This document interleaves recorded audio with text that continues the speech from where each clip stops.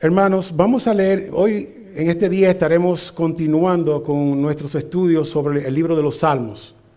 Específicamente hoy nos toca el Salmo número 7. Yo sé que hay muchas cosas que pueden parecer relacionadas o parecidas a la manera que nuestro Dios va dando a conocer su revelación aquí. Y también conocemos que estos salmos son de gran ayuda y lo han sido para el pueblo de Dios, porque a través de todas las experiencias que el salmista aquí muchas veces pone y documenta para nuestro bien, él experimenta las emociones, él experimenta la persecución, pero él experimenta la ayuda de Dios en la hora oportuna. Vamos a leer este salmo completo ahora, y la palabra de Dios lee así. Oh Señor, Dios mío, en ti me refugio. Sálvame de todos los que me persiguen y líbrame. No sea que alguno desgarre mi alma cual león y me despedace sin que haya quien me libre. Oh Señor, Dios mío, si yo he hecho esto, si hay en mis manos injusticia, si he pagado con el mal al que estaba en paz conmigo, o he despojado al que sin causa era mi adversario, que persiga el enemigo mi alma y la alcance, que pisotee en tierra mi vida y eche en el polvo mi gloria. Levántate, oh Señor, en tu ira, álzate contra la furia de mis adversarios y despiértate en favor mío. Tú has establecido juicio, que te rodea la asamblea de los pueblos y tú en lo alto regresas sobre ella. El Señor juzga a los pueblos. Júzgame, oh Señor, conforme a mi justicia y a la integridad que hay en mí. Acabe la maldad de los impíos, mas establece tú al justo, pues el Dios justo prueba los corazones y las mentes. Mi escudo está en Dios, que salva a los rectos de corazón. Dios es juez justo y un Dios que se indigna cada día contra el impío. Y si el impío no se arrepiente, él afilará su espada. Tensado y preparado está su arco. Ha preparado también sus armas de muerte. Hace de sus flechas saetas ardientes. He aquí, con la maldad sufre dolores, y concibe la iniquidad y da a luz el engaño. Ha cavado una fosa y la ha ahondado, y ha caído en el hoyo que hizo. Su iniquidad volverá sobre su cabeza, y su violencia descenderá sobre su coronilla. Daré gracias al Señor conforme a su justicia, y cantaré alabanzas al nombre del Señor, el Altísimo. Entonces vemos que este título de este salmo en hebreo es Saigón de David, tradicionalmente entendido y traducido como lamentación. Se presenta a David llevando a Dios las acusaciones que sus enemigos han hecho contra él y que lo están consumiendo en su interior. Es una súplica individual por haber sido acusado falsamente y que de Dios no intervenir podría significar el fin de sus días y ser despedazado por sus adversarios. Encontramos nosotros aquí, como él lo vio, que aquí hay una meditación sobre las palabras de Cus. Cuando ustedes comienzan a leer el Salmo, dicen a quién fue dirigido ahí, a Cus, o quién fue ese personaje, Cus, que era un benjamita, al igual que Saúl. Saúl era un benjamita, pero a quien por su trato cruel para David, también se le llamaba Cusita o etíope. Y esto era porque para muchos Saúl no era un verdadero israelita. Es bueno recordar que cuando el cristiano anda en integridad delante de Dios, no tiene que temer. Y esa es nuestra idea principal. Cuando el cristiano anda en integridad delante de Dios, no tiene que temer. El Dios justo es nuestro escudo. A Él debemos presentar nuestra causa, pues Él salva a los rectos de corazón. Cuando estemos ante dificultades, cuando estemos ante pruebas, debemos siempre pensar eso, que Dios es un Dios justo. Y eso es lo que nosotros queremos comunicar en el día de hoy. Que el tema de este salmo, de este sermón, es: presenta tu causa ante el juez justo. A través de todo el pasaje veremos cómo Dios, al escuchar el caso de David, cómo tratar con él, se mostraba que Dios era un juez justo. Y también ese también el deseo nuestro en este estudio de esta mañana, identificar 5 estrofas que se alternan, invocaciones y alabanzas, con una declaración de inocencia del salmista y una descripción de los actos malvados de la gente cuando no teme a Dios. Nosotros vamos a ver este cuadro que se desarrolla aquí en este Salmo número 7. Pues comencemos con los versículos 1 y 2. Y aquí nosotros lo titularíamos, solo Dios es verdadero refugio y salvación. Versículo 1. Oh Señor Dios mío, en ti me refugio. Sálvame de todos los que me persiguen y líbrame. No sea que alguno desgarre mi alma cual león y me despedace sin que haya quien me libre. Aquí David se pone, hermanos, bajo la protección de Dios y acude a él en busca de socorro y amparo. Y asimismo nosotros, ante la persecución, la crisis y la injusticia, tenemos que tomar este ejemplo del salmista. La imagen del alma desgarrada, como si fuera atacada por un león, pone en clara evidencia la naturaleza de la dificultad y revela la intensidad del problema. Cuando ahí se está poniendo esta figura de un león rugiente, esto no es un gatito que tiene en el frente ahí, con garras, con dientes, con un rugido espantoso y una figura también muy imponente que solamente de verla nos da miedo. Pues eso es lo que él está enfrentando. El salmista en ese sentido se siente impotente ante las acusaciones a las que es sometido y demanda la intervención divina para superar el problema. Específicamente clama diciendo, sálvame, rescátame. Y hermanos, ¿cuántas veces nosotros vemos así en nuestro andar situaciones como esta? Pensemos en un momento a los líderes religiosos que persiguieron al Señor Jesucristo y buscaron su muerte. Miren, por ejemplo, en Juan 5:16, ahí ellos le persiguieron al Señor Jesucristo. En Juan 7:30, ahí trataron de arrestarlo. En Juan 7:1, buscaron su muerte. Él buscó refugio aquí, el salmista, en su Padre celestial. Y asimismo Cristo. Cristo buscó refugio en su Padre y no pudieron arrestarlo ni crucificarlo hasta que su hora no llegó.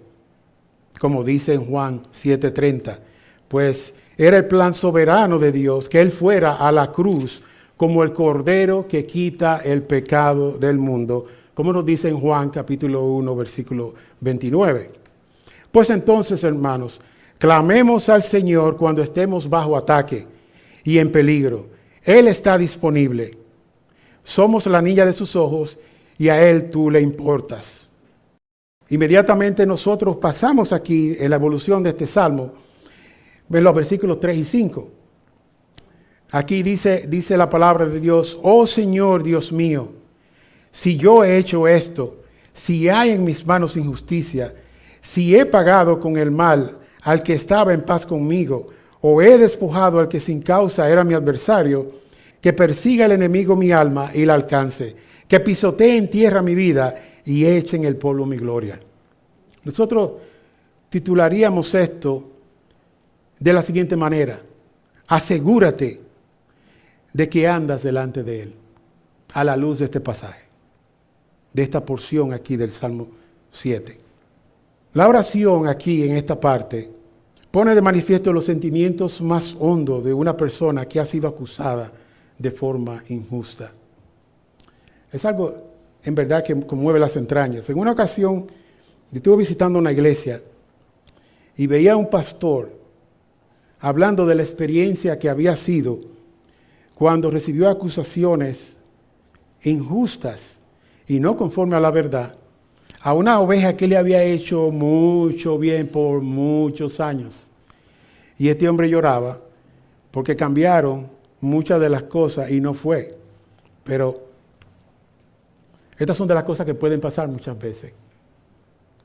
David, siendo vilmente insultado, recurre al que todo lo ve y el que escudriña lo más íntimo de nuestros pensamientos.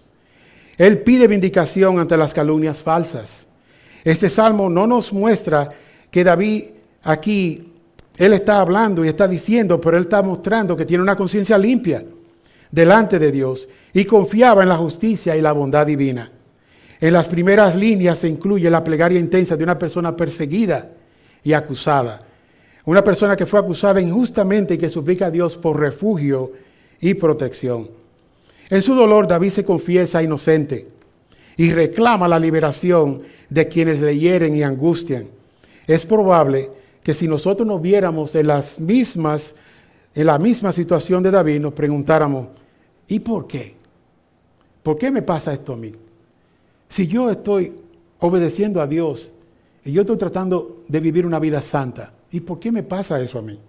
Pues no nos sorprendamos, hermanos. David no respondió de una manera que él quiso hacer mal a ellos. Él buscó ayuda en Dios. Porque David estaba confiado de que él no había actuado vilmente delante de los hombres o delante de Dios. Y por eso podía decir, escudriñame, oh Dios. Él podía venir delante de Dios aquí y pedirle que Dios le escudriñara. Y cuando Dios escudriña, no es como el hombre. Dios ve lo íntimo de nuestros corazones. Él puede ver nuestros pensamientos. Él va, claro, todas las acciones delante de Él están desnudas. Nuestros corazones están desnudos. Nosotros estamos desnudos porque su ojo es omnisciente. David estaba confiado que él no había actuado vilmente delante de los hombres ni delante de Dios. Hermanos, para poder decir estas palabras tenemos primero que ponernos los lentes de las Escrituras. Cuando nosotros vamos a evaluarnos, y debemos hacerlo eso también, ya en una ocasión estuvimos predicando y una parte de esa predicación hablaba sobre el autoexamen.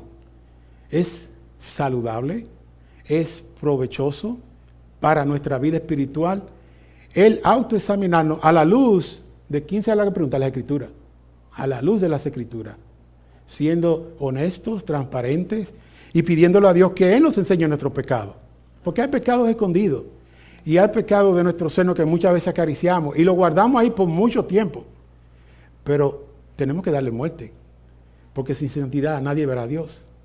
Y nuestro camino diario debe ser en pos de la santidad. Esa es nuestra carrera, esa es nuestra meta. Cada día, mientras estemos en la tierra, tenemos que dar muerte a nuestros pecados, pedirle a Dios que nos perdone, examinarnos a la luz de las Escrituras y ponernos esos lentes, porque solamente así podremos ver aquellas cosas que andan mal. Y estar preparados también, porque cuando Dios nos hable y nos muestre nuestros pecados, tenemos abogados en los cielos.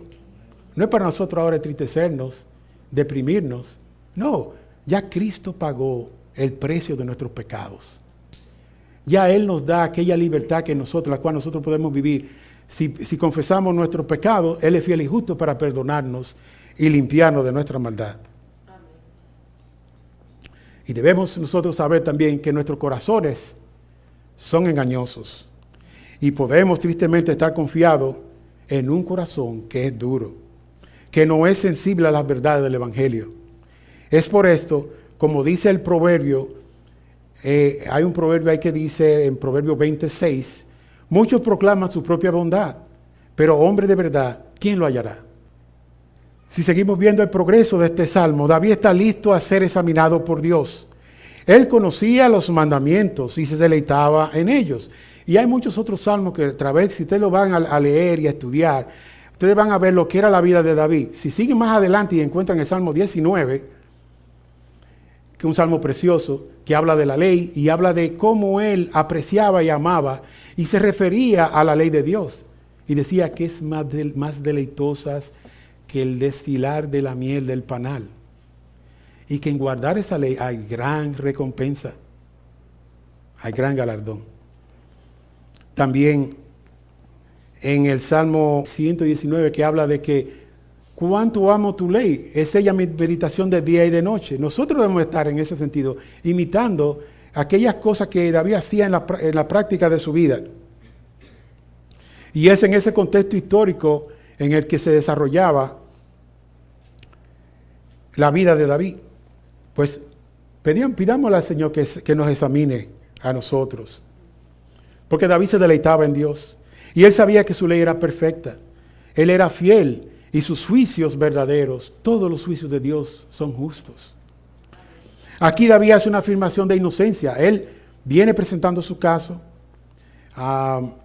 No sé si ustedes tienen esa imagen. Muchas veces nosotros perdemos la capacidad de pensar en nuestras mentes e imaginarnos cómo son los eventos. Y hoy día también, a medida que la tecnología se desarrolla, muchas veces ese pensamiento es crítico, se atrofia y se daña. Antes, por ejemplo, uno se deleitaba en leer una novela, una historia, o una batalla, y muchas veces no habían imágenes, no había nada, pero uno se ponía y se imaginaba en la manera como estaba, y lo que pasaba, y los peligros. Y esto le ayudaba también, porque también hoy muchas veces en nuestras escuelas se trata de presentar y enseñar a nuestros niños en una manera que muchas veces no quieren que experimenten las emociones de la vida. Y nosotros tenemos que experimentarlas. En ese sentido, muchas veces castran a los hijos. No estamos hablando de que ahora vengan ustedes y le pongan una película de terror para que el niño pierda miedo, no. Pero muchas veces son tantas las cosas que hacen, inventos muchas veces en programas, y cuando estos fracasan, no nos vienen a nosotros y nos piden perdón, sino que inventan otro. Y ya el daño que causó, ahí quedó. Y nuestros hijos muchas veces sufren esas consecuencias. Pero volviendo a este salmo aquí, vemos una vez más que aquí afirma su inocencia. Y a manera de juramento se declara su inocencia y pone su vida en la línea. Hoy nosotros podemos decir, sus enemigos la acusan de acciones injustas, porque él habla ahí en ese pasaje, dice injusticia en sus manos, como en el versículo 3.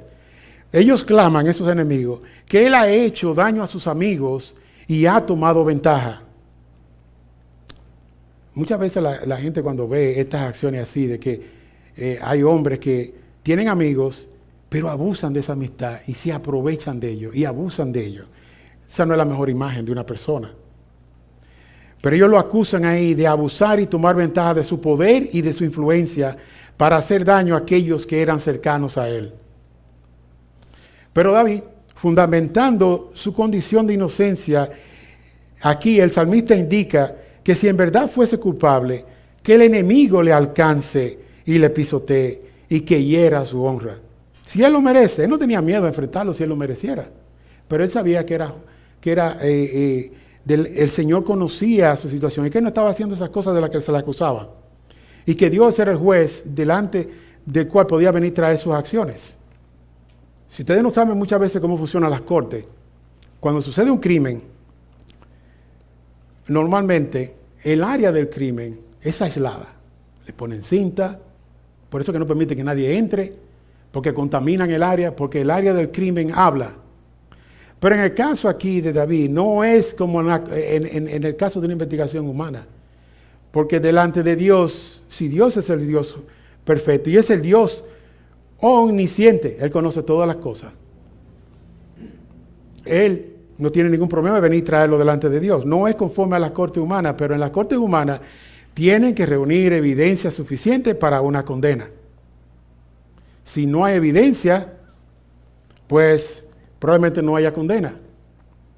Muchas veces también hay algunos que se valen de la astucia de algunos abogados. Y aunque pueden haber pruebas que declaran culpable, esa persona puede salir y lo declaran inocente cuando él sabe que no es inocente. Y nosotros a través de la historia conocemos mucho eso. Pero en la corte de Dios eso no funciona así. Si Dios dice que somos culpables, somos culpables. Y somos merecedores del castigo.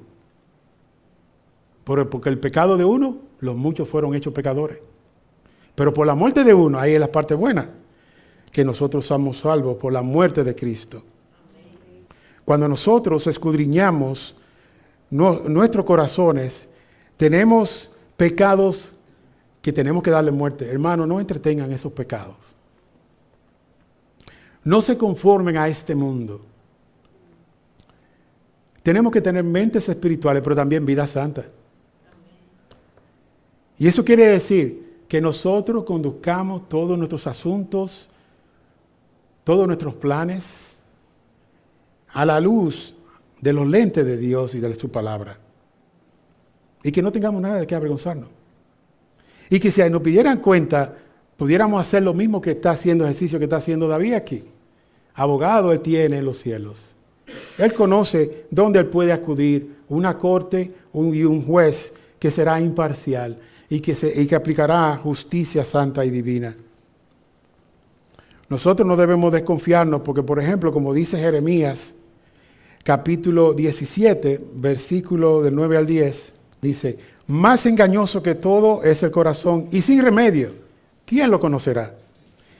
Yo, el Señor, escudriño el corazón, pruebo los pensamientos para dar a cada uno según sus caminos, según el fruto de sus obras.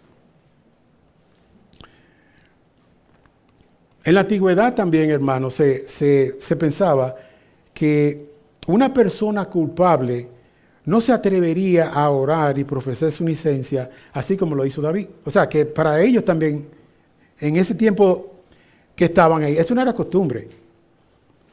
Que una persona, porque delante de ellos ya era culpable, ellos lo estaban acusando y todo.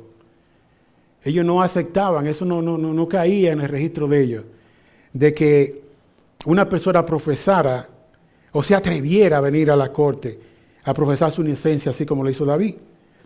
Aunque debemos de suponer que en el Israel bíblico habían hombres malos. Habían personas que no temían a Dios ni a los hombres. Como dice en Lucas 18:2, dice, había en cierta ciudad un juez que ni temía a Dios ni respetaba a hombre alguno. ¿Acaso no hubo una viuda que iba una y otra vez a pedir justicia y este juez era un juez injusto? Pero aún este juez injusto hizo justicia, porque Dios lo llevó a hacer justicia para esta viuda. Las afirmaciones que vemos también aquí en esta parte de estos versículos, si de algo soy culpable, si hay iniquidad en mí, si he dado mal pago, no deben de ser entendidas como declaraciones de perfección moral y ética de parte del salmista. No, eso no es eso. Y tenemos que tener cuidado también. Porque algunas veces nosotros estamos claros que pecamos y vamos donde el hermano o la hermana. Mira, por si acaso, que si yo hice esto y todo lo demás. No. Si usted pecó, confiese su pecado. Por apellido. Confiéselo delante de su hermano y su hermana. Pero en el caso aquí de David, cuando él dice estas expresiones, si de algo soy culpable, si hay en mi iniquidad, si he dado mal pago, debemos de pensar que no son declaraciones de una perfección moral y ética. Son en efecto expresiones de quien es acusado injustamente e intenta convencer a Dios y a la comunidad de su inocencia. Estas palabras han herido a David, porque él conoce cómo él se está conduciendo delante de Dios. Él conoce que le ama y que se deleita en él. Cuando nosotros vemos en esas imprecaciones finales del versículo 5, dice, que persiga el enemigo mi alma y la alcance, que pisotee en la tierra mi vida y eche en polvo mi gloria. Son las pruebas de que ofrece el salmista aquí de su inocencia. Cuando él dice eso aquí, en otras palabras está diciendo, mire, que ellos pueden hacer todo eso, pero delante de Dios yo soy inocente. Por lo tanto, hermanos, examina tu corazón antes de pedir que Él trate con otros a tu favor. Yo creo que es una buena práctica. Ay, no, ese me ofendió y todo lo demás. Yo tengo que ir a hablar con él y reprenderlo por lo que me hizo. No, examina tu corazón. Ve delante de Dios. Declárale tu causa a Él. Examina todas las cosas. Y no sea pronto para tú airarte. Y no sea pronto para hablar. Pídele a Dios que te dé sabiduría. Pídele que te dé entendimiento. Y haz esta práctica de examinar tu corazón antes de tú venir a responder y defenderte cuando tienen alguna acusación contra ti. Pues ahora nosotros pasamos y esto nos lleva a los versículos 6 y 9 del Salmo. Lo leeré nueva vez. Aquí dice, levántate, oh Señor, en tu ira. Álzate con la furia. Álzate contra la furia de mis adversarios y despiértate en favor mío. Tú has establecido juicio, que te rodee la asamblea de los pueblos, y tú en lo alto regresas sobre ella. El Señor juzga a los pueblos. Júzgame, oh Señor, conforme a mi justicia y a la integridad que hay en mí. Acabe la maldad de los impíos, mas establece tú al justo, pues el Dios justo prueba los corazones y las mentes. Luego de examinarnos y presentar nuestra causa delante de Dios, es el tiempo de pedirle que actúe. Por eso que aquí nosotros decimos, confía en su justicia. Debemos de confiar en esa justicia de Dios. Porque Él juzga con justicia. Y esa ira a la que David hace referencia en el versículo 6, un día será derramada en contra de los enemigos de Dios, que en inferencia también son nuestros enemigos. Vemos como esta oración de los versículos del 6 al 9 se transforma en una petición formal para que establezca una corte que haga justicia al salmista. Esto es formal, él no está aquí jugando. Además, reconoce que únicamente ante el tribunal divino es que las personas impías recibirán su merecido. Señor, yo tengo mi causa delante de ti, pero aquellos que son los acusadores, tú eres el que va a dar la justicia a ellos, tú eres el que va a derramar lo que ellos se merecen. Y aunque vemos el lenguaje aquí que es utilizado, que es figurativo y simbólico, el salmista pide a Dios la declaración de su inocencia y reclama el juicio divino contra los acusadores. Él es el único juez justo. Y es a este juez que David clama con 3 fuertes imperativos para llamar al Señor que actúe. Él dice, levántate, enfréntate y despiértate.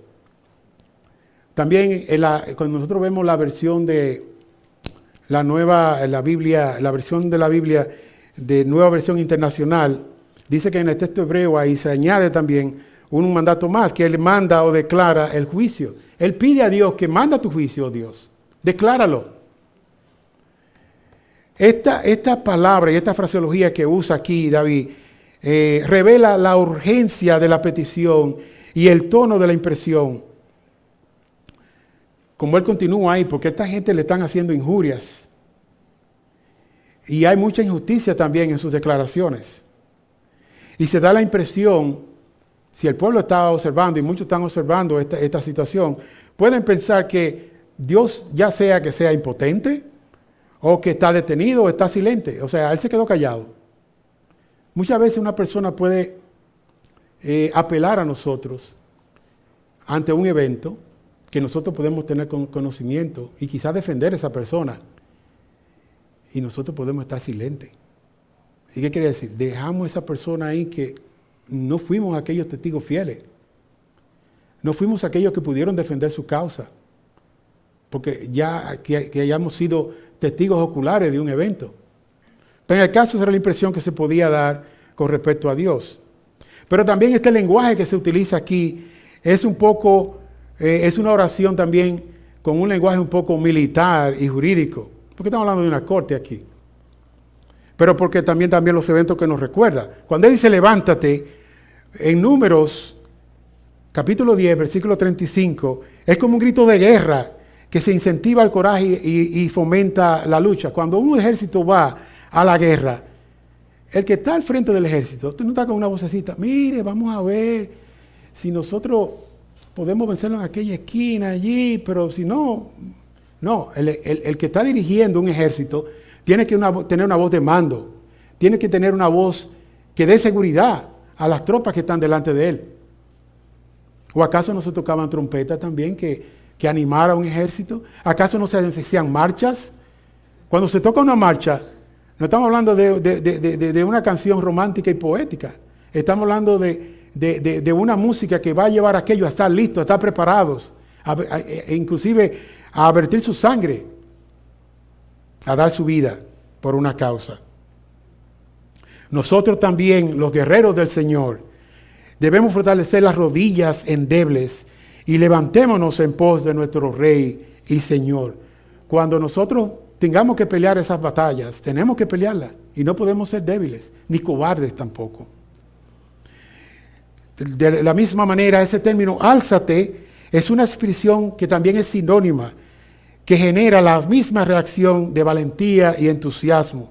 En efecto, son frases que evocan las antiguas tradiciones que se asocian con el Arca del Pacto y también con la Guerra Santa. Aquí lo que David, en cierta manera, al enfrentar a sus enemigos, muchos hablan aquí, dice que esa es una manera de Guerra Santa aquí.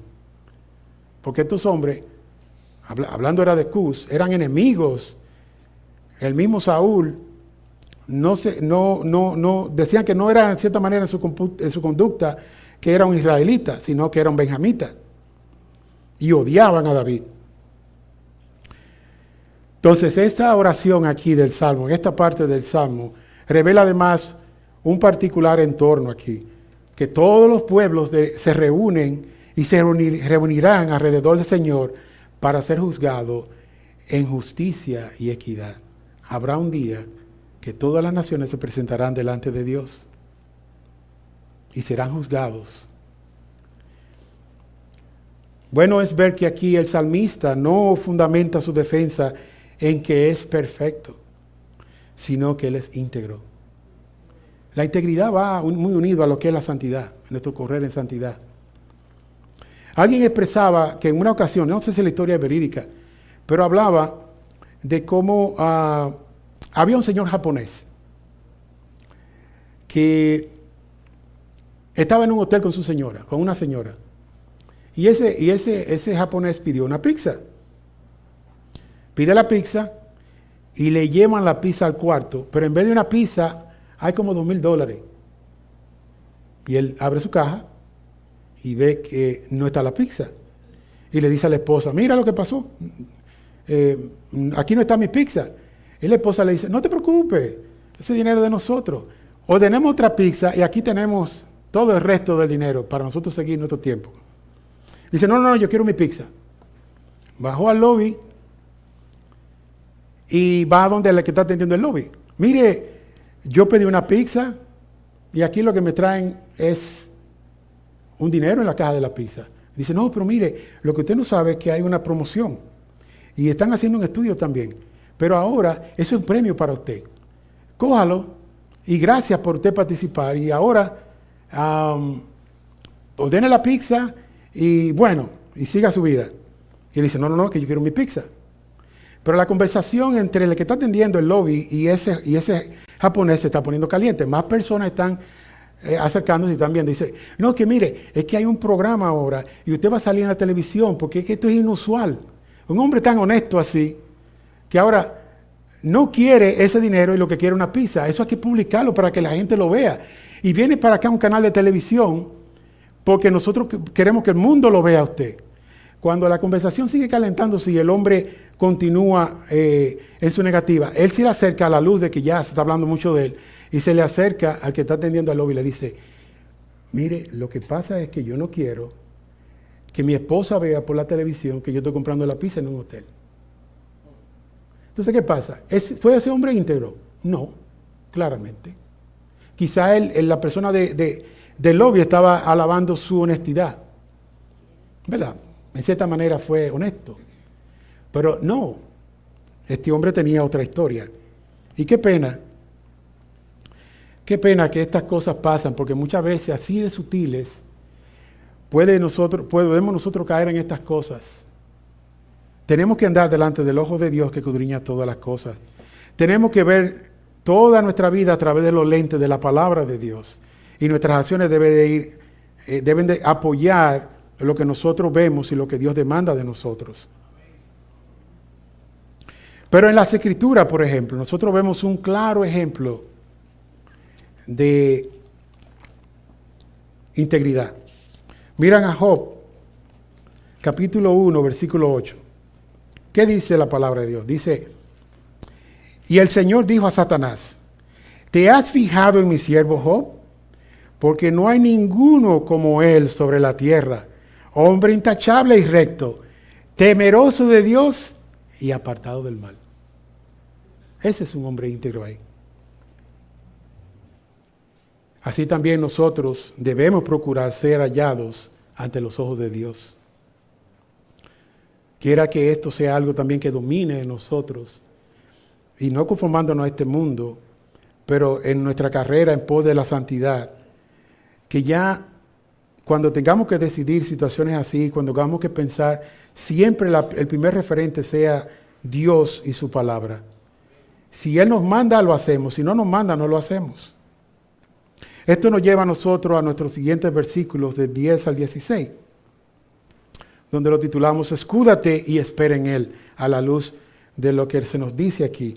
Porque luego de pedir su protección y rogar que actúe en nuestro favor, debemos esperar confiados en aquel que es nuestro poderoso protector y salvador para que defienda nuestra causa. Voy a leer estos versículos. Mi escudo está en Dios, que salva a los rectos de corazón. Dios es juez justo y un Dios que se indigna cada día contra el impío. Y si el impío no se arrepiente, Él afilará su espada. Tensado y preparado está su arco. Ha preparado también sus armas de muerte. Hace de sus flechas saetas ardientes. Y he aquí, con la maldad sufre dolores y concibe la iniquidad y da a luz el engaño. Ha cavado una fosa y la ha ahondado. Y ha caído en el hoyo que hizo. Su iniquidad volverá sobre su cabeza y su violencia descenderá sobre su coronilla. En estos versículos aquí, utilizando un lenguaje figurado, Él presenta su caso ante el Altísimo, pues conoce que el Señor es su escudo, como dice el versículo 10. En la Reina Valera también se habla de que es mi defensa está en Dios. En otras palabras, no solo Dios es su defensor, sino que busca defensa, y Él no busca, defensa en ningún otro, porque su esperanza para encontrar refugio en tiempos de peligro está puesta solo en Dios. En el versículo 11, Él explica por qué David ha depositado su confianza en Dios. En el 12, el Dios justo es también un guerrero. En el 13, ha preparado sus armas de muerte. Y es interesante notar que hay una variedad de instrumentos los cuales respiran amenazas y muerte. Aquí hay una espada que hiere y mata de cerca. Un arco y saeta que hieren y matan de lejos. Aquellos que piensan escapar del alcance de la justicia vindicativa de Dios. La espada de cerca, pero la flecha al que huye, al que cree que se va a escapar. Estos instrumentos de muerte están preparados. Dios no tiene que buscarlos, Él los tiene ahí. Siempre están a su mano. Y si Dios está preparando estos instrumentos de muerte, esto da todavía a los pecadores una oportunidad y es una advertencia del peligro inminente, porque hay un tiempo para arrepentirse y evitarlo. Aquí el salmista también vemos como en los versículos de 10 al 16 continúa hablándonos de que Dios es justo y un Dios recto. David tiene un cántico de confianza y seguridad, diciendo de que Él es mi escudo, es su protección. Dios es el que salva al recto de corazón y el Señor protege y libera al justo. Ese Dios justo es también un Dios que es guerrero. Él no ignora el pecado, ni tampoco deja de condenarlo de la manera más severa. Él tratará con el que no se arrepiente de sus pecados y los destruirá. No dudemos de esta realidad. Dios es veraz y Él no dejará por inocente al culpable. De los versículos 14 al 16 son similares a Santiago capítulo 1, versículos 14 al 15, pues ambos describen como una fría imagen de cómo obra el pecado en nosotros y cómo termina en muerte. Por ejemplo, Santiago capítulo 1, versículo 14 al 15 dice: sino que cada uno es tentado cuando es llevado y seducido por su propia pasión. Pues cuando la pasión ha concebido, da a luz el pecado, y cuando el pecado es consumado, engendra la muerte. El pecado, cuando está en nosotros, Él no se va a quedar ahí inerte. Él va a buscar la manera de reflejarse y va a venir hacia adentro de nuestros corazones, hacia afuera. Dice en Marcos capítulo 7, versículos 21-22, porque de dentro del corazón humano salen los malos pensamientos, la inmoralidad sexual, los robos, los homicidios, los adulterios, la avaricia, la maldad, el engaño, el libertinaje, la envidia, la calumnia, la arrogancia y la necedad. Son de dentro del corazón. Vemos en esos versículos 15 y 16, según la imagen de estos versículos, que el pecado no produce los resultados muchas veces que son deseados, intencionados. ¿Acaso cuando Eva pecó? El pecado no era la intención quizá de ella en un sentido, desobedeció a Dios. Pero Satanás le prometió muchísimas cosas. Y muchas veces eso es lo que hace el pecado. Nos promete, pero el resultado final no son las cosas que nosotros deseábamos o teníamos quizá la intención de hacer. Porque nosotros creemos muchas veces, cuando queremos esas cosas, que éstas nos traerán felicidad. Pero eso no es así. Es como una persona que cava un hoyo. Ahí la escritura es bien descriptiva. Cava un hoyo profundo solamente para caer dentro de él. Y en la vida con nuestras acciones, muchas veces nosotros cavamos hoyos y caemos ahí. Y Dios nos deja un tiempo en ese hoyo por nuestro pecado. También aquí dice, ahora su problema cae sobre su cabeza. David escribe en el versículo 16, su iniquidad volverá sobre su cabeza. O sea, la travesura que quisieron hacer ahí le salió mal. Y es como un boomerang que vuelve y lo golpea. Yo traje aquí un boomerang. Ustedes ven, este objeto de Australia, hecho por los aborígenes, ¿verdad? Una particularidad que tenía este objeto, o que tiene este objeto, es que cuando uno lo tira, en un ángulo de 45, él va a cierta distancia y hace un elipse, una ruta elíptica, porque son dos alas con propiedades aerodinámicas. Y a la medida que la velocidad que usted lo tira, él va a hacer un elipse y va a volver a sus manos. Eso está comprobado. O sea, ¿qué decimos de esto también? Que Dios le ha dado señorío al hombre y el hombre ha subyugado la tierra. Esto es usado o era usado, o todavía es usado en algunas tribus, para cazar, pero también era usado para muchas guerras.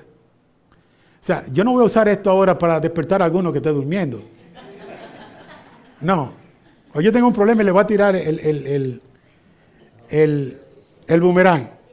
No, lo que queremos significar que de la misma manera, así como este objeto, nos lo tiramos y vuelve, el pecado va a venir, va a traer consecuencias. A eso que esta enseñanza se refiere. Pero qué bueno es que nosotros,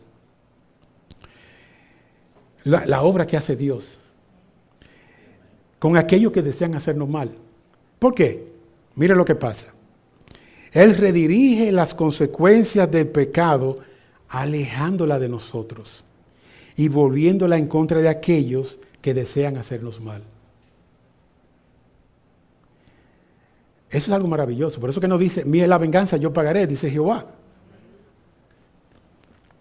La instancia suprema de esto lo tenemos en que cuando Él levanta, Dios Padre, cuando Dios levanta al Hijo de la muerte y al pueblo de su Hijo en Él, y la muerte misma es destruida. Ese es el efecto que estamos hablando ahí.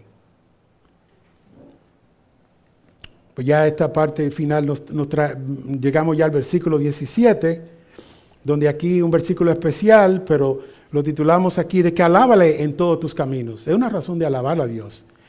Dice versículo 17, daré gracias al Señor conforme a su justicia y cantaré alabanzas al nombre del Señor, el Altísimo. Si hemos clamado, nos hemos examinado, hemos pedido que actúe, esperamos descansado y confiado en Él, es bueno alabar y bendecir al Dios justo. Amén. Este salmo termina con una nota celebratoria de alabanza, termina con acciones de gracias. Nosotros debemos de unirnos a David al dar acciones de gracias al Señor por ser un juez justo. Esto nos da seguridad y confianza en el tiempo y en el camino de Dios. El juez justo de toda la tierra hará lo que es justo, como dice en Génesis 18:25. Si damos gracias a Dios por su justicia y cantamos al más sublime, en el hebreo es el León, ese es Dios altísimo, el más alto, el elevado, el exaltado.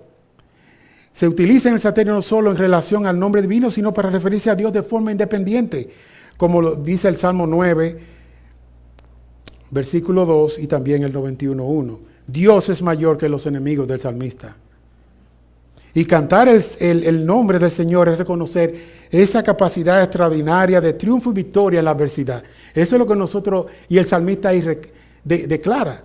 Él proclama eso, de que el Señor es, el cantar el nombre del Señor es reconocer esa capacidad extraordinaria de triunfo y victoria en la adversidad.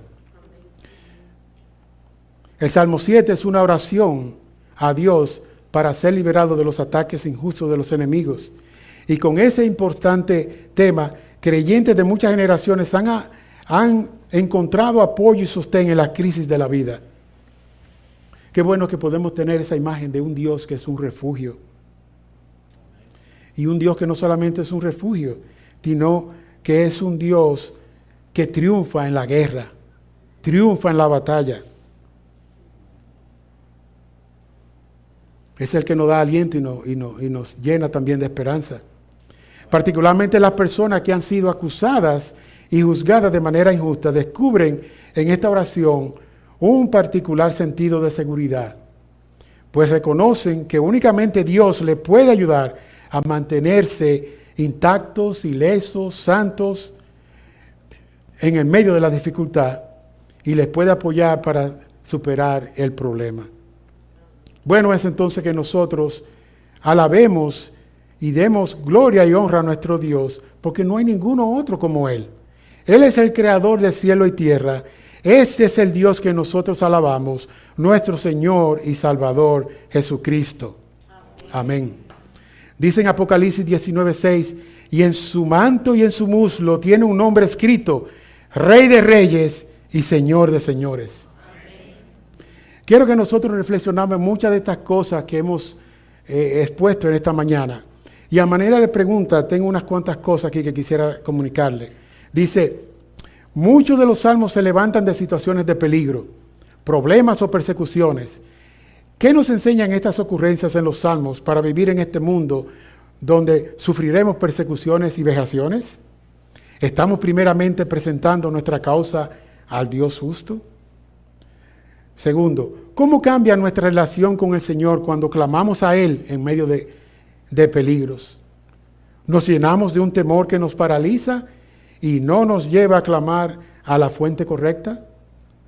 Sí, hay un temor que muchas veces, cuando usted está enfrentando un peligro, hay dos respuestas. Usted huye o usted lo enfrenta.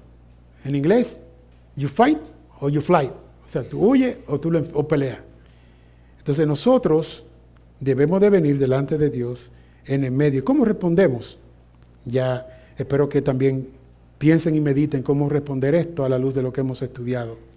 Tercero, muestran estas oraciones una relación de confianza en el Señor en medio del sufrimiento. Confiamos en que salva a los rectos de corazón. Dios es veraz.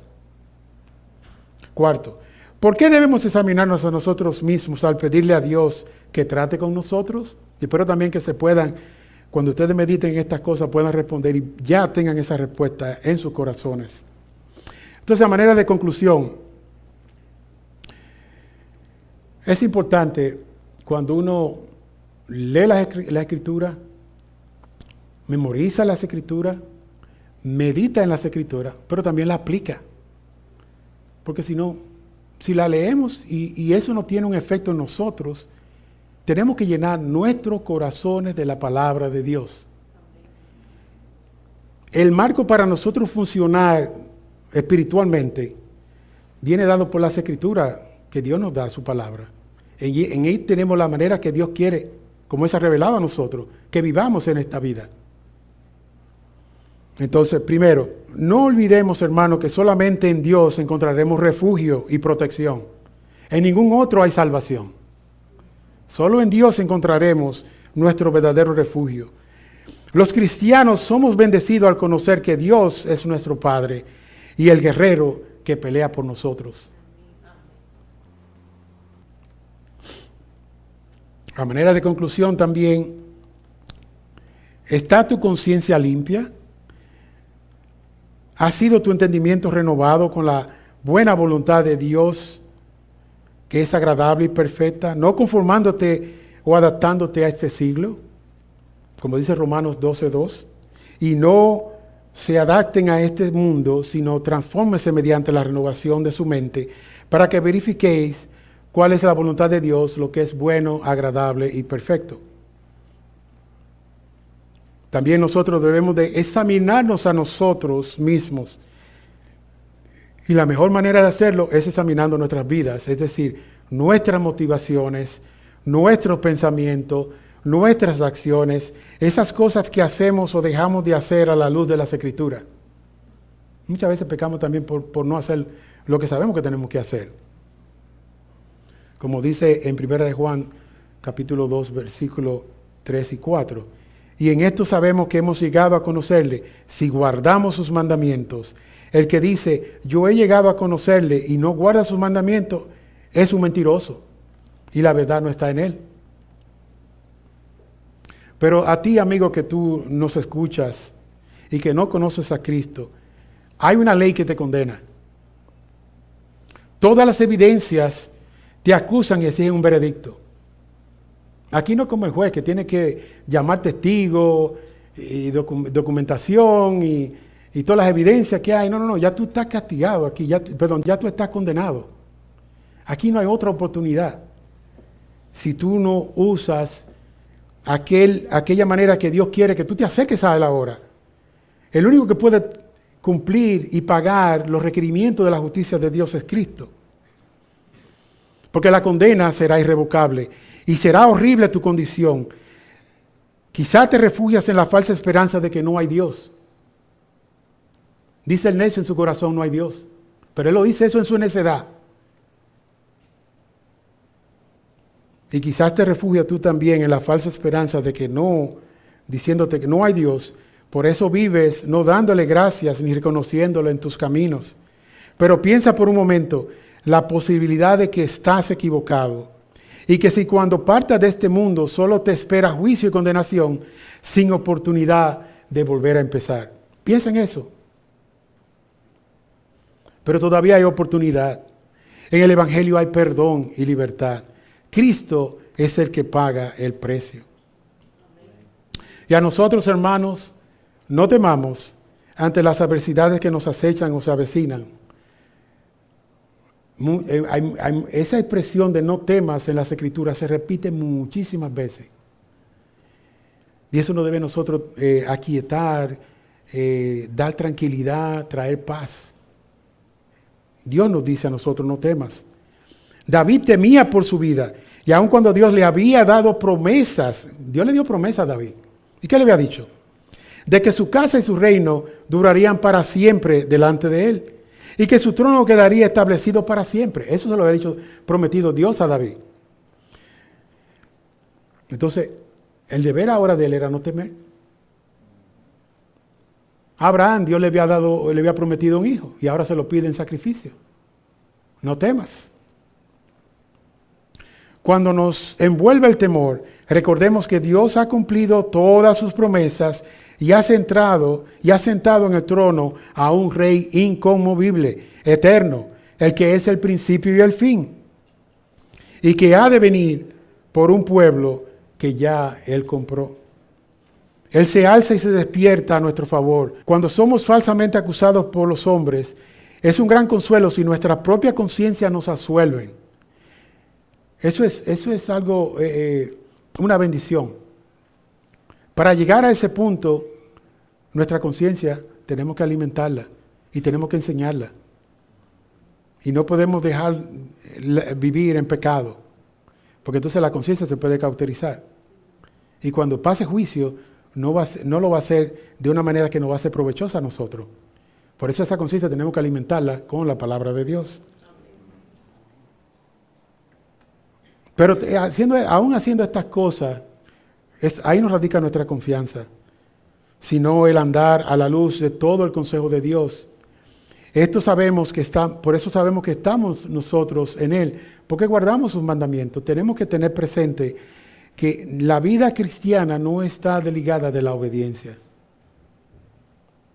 El que me ama obedece mis mandamientos.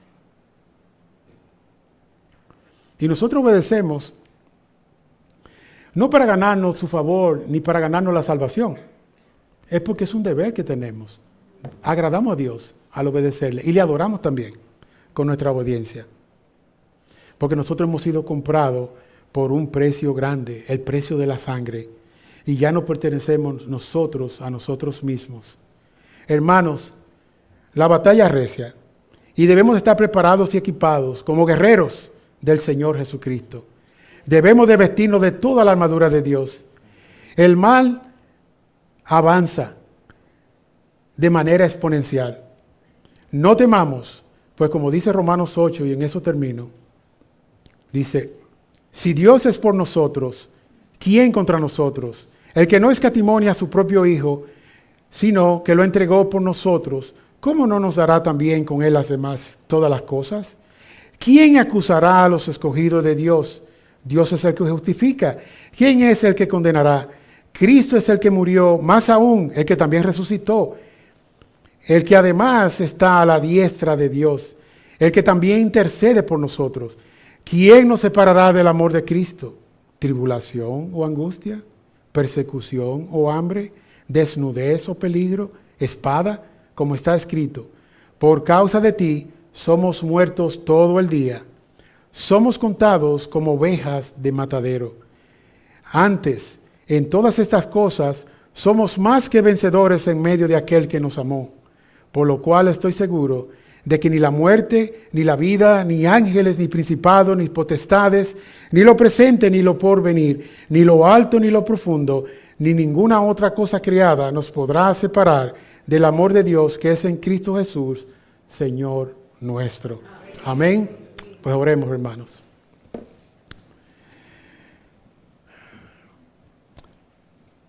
Padre, queremos una vez más aprender de tu palabra. Así hemos estudiado y hemos meditado y hemos escuchado y visto cómo tu siervo David buscó refugio en ti. Tú fuiste su escudo, su amparo, su fortaleza. A él pudo acudir a ti con la confianza de que tú eres el Dios justo. Tú eres el Dios que te revelas en tu palabra para nosotros y que nos ha dado también un perfecto y completo Salvador.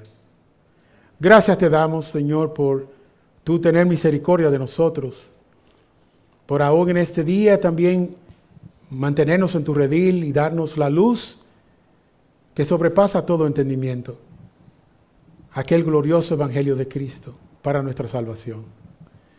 Así pedimos también que esta luz venga a alumbrar a aquellos que no te conocen en este día, que al regresar a sus hogares puedan ser confrontados y autoexaminar sus vidas, sus corazones y ver en dónde están delante de ti. Pedimos que tú hagas la obra de poderosa, de arrepentimiento en ellos, pero que no lo dejen en la tristeza de su pecado, sino que ellos puedan con gozo entrar a tu redil, que ellos puedan con vidas cambiadas, sus ojos abiertos y oídos atentos, así venir a buscar el entender y comprender la hermosura de la gloria tuya en Cristo.